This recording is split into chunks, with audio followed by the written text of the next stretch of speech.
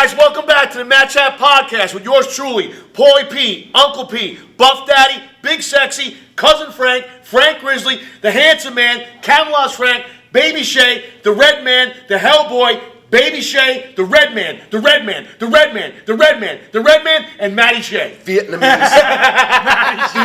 Shay. Oh boy! Oh boy, it's going to be one of those type of podcasts. That's it. Yeah, it's going to be one of those type of podcasts. Let's hear it. I don't know if you guys have heard what's going on with Blas in NY and what he's doing with like criminals and stuff. Specifically,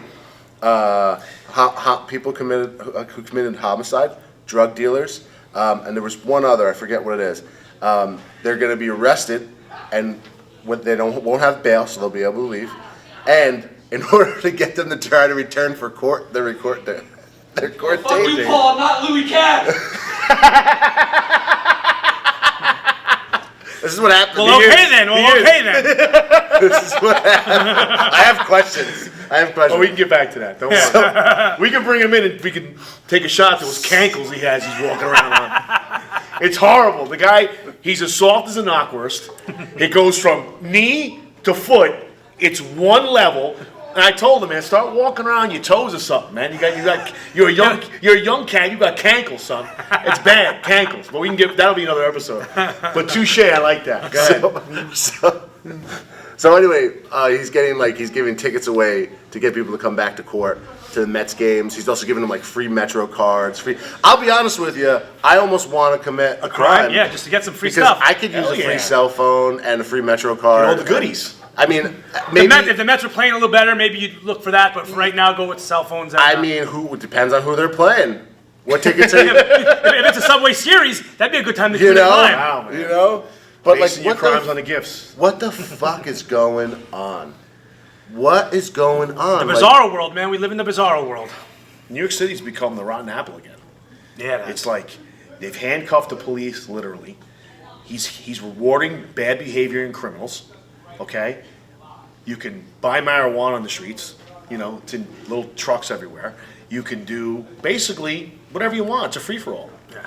You know, and I just want to add as a disclaimer that DeBlasio is not Italian, so he's not one of us. Can you explain that, please? Because I'm very curious about this. It's a surname that he adopted from something or another. I don't know the exact reasoning behind it. You fucking Fredo? Yeah, it might have been something from a upteenth relative from fucking 30 or 40 years ago, but he is not Italian. Why would you do that? I'm just curious. Because maybe there's a big Italian base in New York. The way it sounded, because we do have, great names and sexy ass names, but at the end of the day, those beautiful vowels. He is not a Guinea.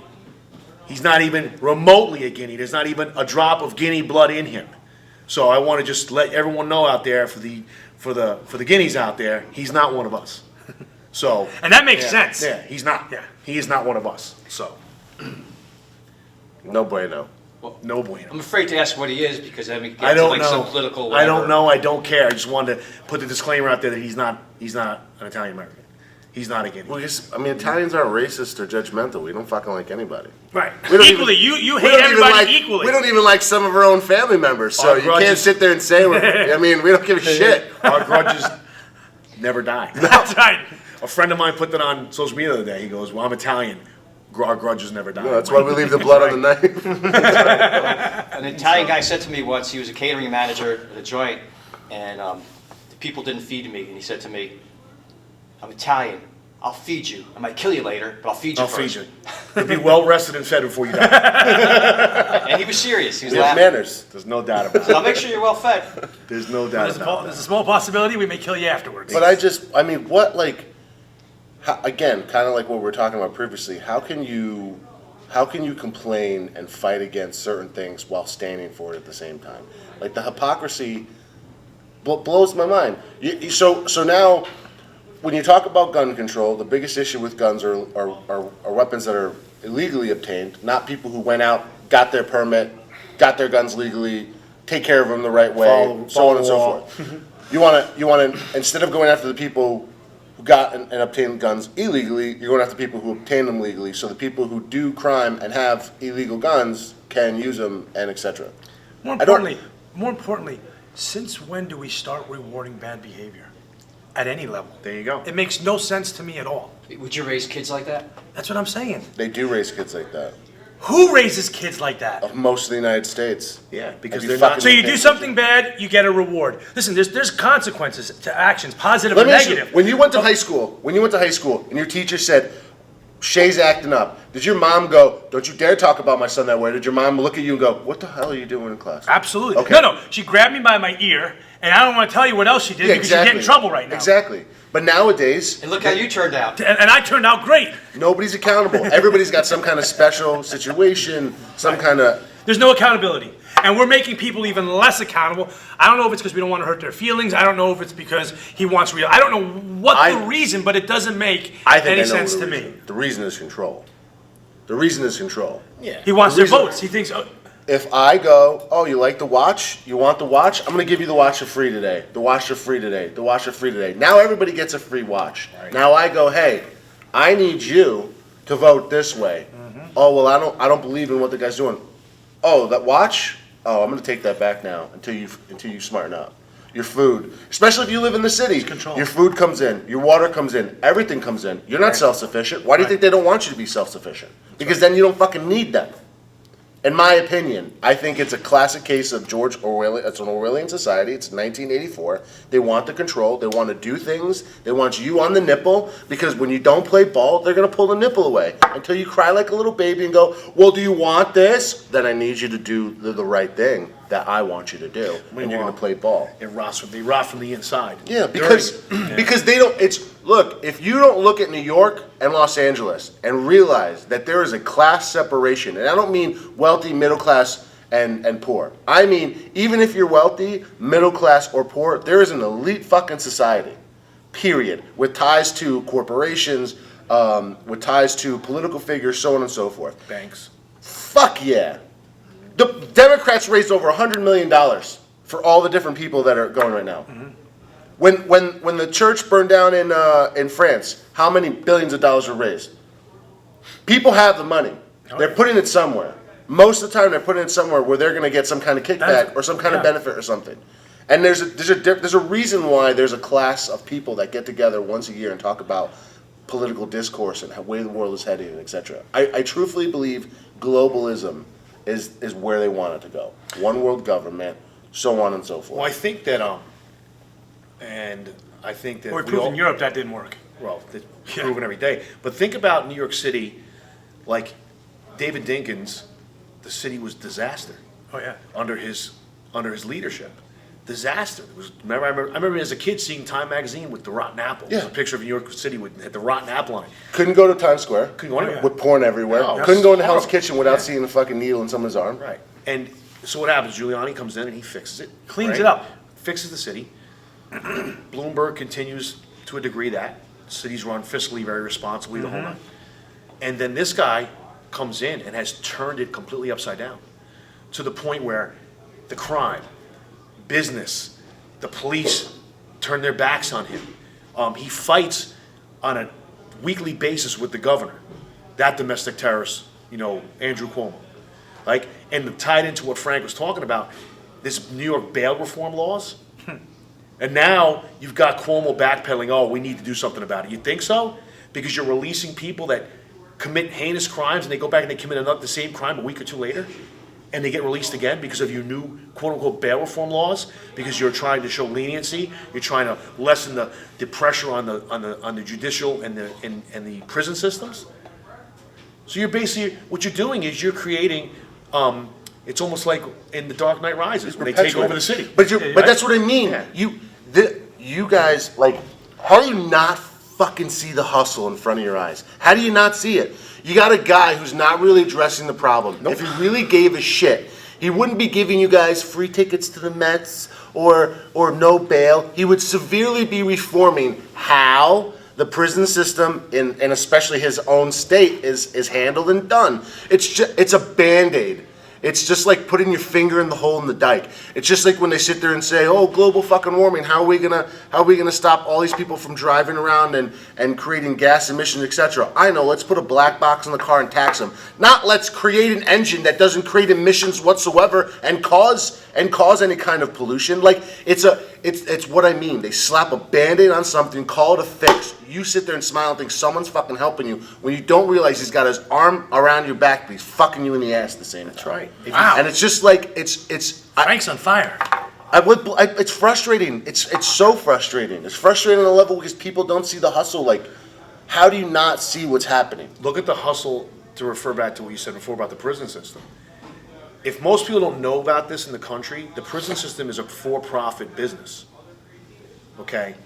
That you can get incarcerated in the state of New York and they're shipping you out to Oklahoma to do your time in a for-profit prison.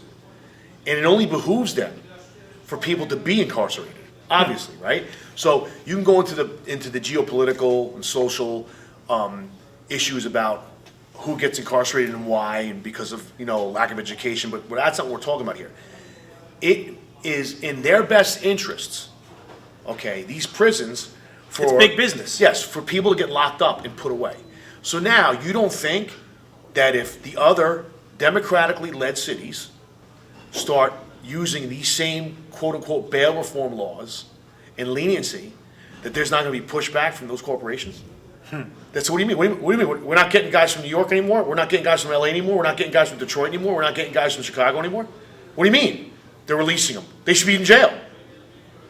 To your point.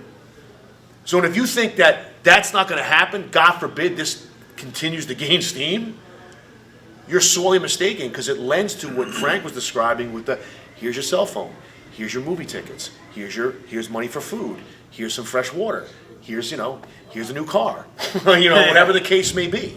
So it all is there's always an action to a reaction and vice versa. And that's another one where big business that is tied into the judicial system and the criminal justice system, where it will kick back. But like, even I'm gonna go and I'm gonna get on the race topic. I have so many of my friends who argue with me about institutionalized racism, etc. Mm-hmm. Most who don't do anything for the black community. Mind you, when I was a banker, I went to inner city schools, taught financial literacy. Most of the kids that I taught to, black, Caribbean descent, and or Spanish. You have what's happening in New York, where they're like, things are getting better. What has he really done for the black community? Because what I've seen in areas where there was a large black community, it was gentrified, they were moved out. They'll sit there and be like, oh, look at this area, it looks nicer. But they didn't put money into the school system, educating people. They didn't put money into facilities around the neighborhood, helping jobs and etc. Yeah. They pushed everybody out by increasing the rate of rent, and everybody who now lives there has some kind of fucking beard with flannel on and wants to tell me that I'm some kind of white cuck and talks about racism. Meanwhile, you are part of the problem, You took their bro. homes, man. You didn't. What are you doing for the community? Right. Like, and this is what I mean. They put a Band-Aid on the bottle to stop the leak, and then say that they're helping, and then you guys hold this guy above your head like he's some kind of great person. He's done nothing. He's done nothing. If all the energy that you're taking into complaining, start putting into fucking doing. Action. Community is the biggest thing. Your neighbor, your friends, find out who they are, find out what they need, find out what you can do for them, find out how you can help the people around you and lift them up. One of the things that I love that you guys have in here, whatever people want to say, is everybody's promoting everybody. You know what I mean? The jiu-jitsu school promotes the gym promotes the foundation RX. A foundation is promoting the rehab center. The rehab center. He's promoting these athletes. Like, it's all cyclical. It's all about community. And like that, people want to sit there and talk about this guy being racist. Are you fucking kidding me? How many times have I seen young black athletes in that room working their asses off, getting the kind of attention that they deserve that nobody else is giving them? What are you doing for those kids? Besides chastising someone who's actually doing something for them, what are you doing for those kids? I'm tired of people calling, pointing fingers. But dude, they're not doing shit. They're not doing anything. Get off your ass and do something. Like, I love that movie Network, where he tells everybody, open up your window and stick your head outside and go, I'm mad as hell and I'm not going to take it anymore. The difference is everybody's learned that. They're all sticking their head out the window going, I'm mad as hell, I'm not going to take it anymore. But the next step is doing something. Yeah, it's a matter of paying attention and to stay on the race topic. Blasio is one of the biggest charlatans on the planet. He's married to an African American, and what has he done, for the community? His kids are African American. What have you done? Except made their neighborhoods in the city worse for them. What have you done? Like you said, there's been no example. There's nothing. You know, at the end of the day, I don't see race. I see people. But if you're black, white, purple, or green, it doesn't make a difference to me. If I see that spark in your eye, you're trying to help yourselves. I'm going to do everything I can to help you. And are some people less fortunate because of circumstance? Absolutely. And anyone who thinks that it's not the case is pretty ignorant. But at the end of the day, like to what Frank said, I can't say it any better. What the fuck are you doing about it? What are you doing to help it? I gotta be honest How with you. are you helping these people? You're not helping them. I'm becoming racist. I'm becoming to the point where the only color I see is blood and hard work. Because if you don't fucking work hard, you don't belong next to me. And I don't care what color or creed or whatever. So you're saying you see red, so you would see Red. me. Red. as You're my something leader. positive. We We should have all to hail. put you on a t-shirt. All hail Shay. Ooh, I like that. All hail the red man. Hashtag Red Shayness. You and Rudolph. But seriously, like I didn't mean to cut you off. No, one of the best experiences that I had was when I stepped out of class the other day, and Nardini was teaching. There's like 20-something, 25 college athletes and the high school kids, and man, the energy in the room. Like if that shit doesn't get you excited, that mentality, people of different races, creeds, backgrounds, quality, all pushing each other, all trying to get better. Like that's what it's about, man. And I don't understand where we got off of this, like. We've lost sight of it. But like there was some jujitsu black belt who just recently became a citizen, and I posted like, hey, thank you for doing it the right way, because coming to this country as an immigrant, getting your papers, becoming a U.S. citizen, doing it the right way is an example of what a great American is. That's right. And we need to get back to this celebration of differences versus pointing out what's wrong with everybody's differences. You used to be able to go into New York and have all, Little Italy, China, so on and so Beautiful forth. mosaic. You don't have it anymore. You don't have it anymore. It's just like, and I don't understand why it's happening. And I don't know if it goes into the control aspect, or if it's just creating discourse to keep us blinded from what's really That's what happening. it is. I think to it's create I discourse. think it's a chaos theory like you're talking about, because since the Obama administration, it's been nothing but racial tension in the country, directly caused by him and that administration. The way things where certain things were handled, and the pandering and the injection of volatility into certain situations which would have never happened before. And we are going into this. And we've unfortunately had to move forward, dealing in that situation.